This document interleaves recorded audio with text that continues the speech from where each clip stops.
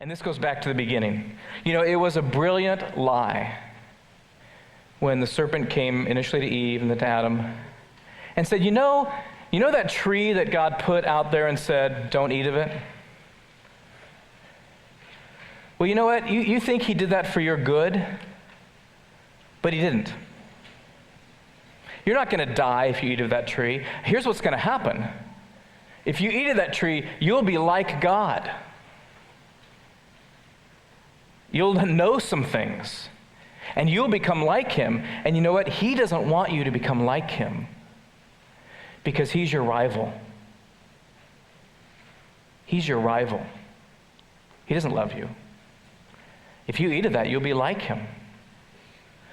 Wow, that's a powerful implication. Because what Satan's saying there is, you don't have someone who loves you and holds you. You thought that was the case. You thought there was security here. You thought that he was for you. But no, I'm here to tell you, the reason for that prohibition on the tree is because you're locked in a struggle. You are not secure. He does not want you to become like him. Wow. So I'm hearing that. I'm Eve or Adam standing nearby, and I'm saying to myself, oh my gosh, I've got to find some way then of securing myself. I've got to find some way of dealing with this life as if no one else is holding me or carrying me or helping me or leading me. I have got to become God.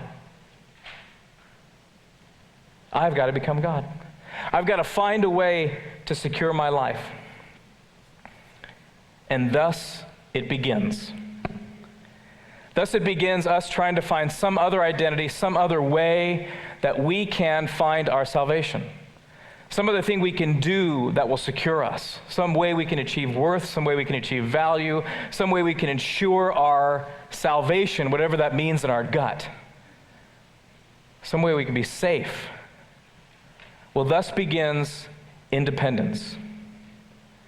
And of course, we'll later in the series talk about what sin is, but I'll just give you a preview.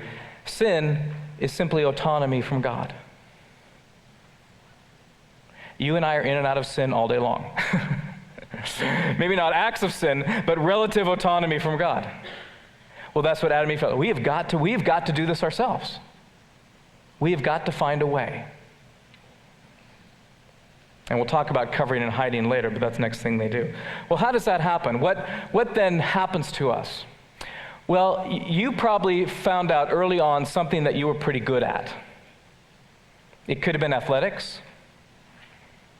You kind of instinctively as a kid, gosh, I've got this talent, people praise me for it, it's cool. Could have been humor. People think I'm funny. It could have been insight. You could be like the insightful person. When you talk, people around you went,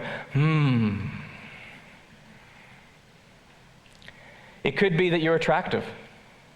And you realize you could attract people. You were charismatic. Some people actually find their identity in doing bad things.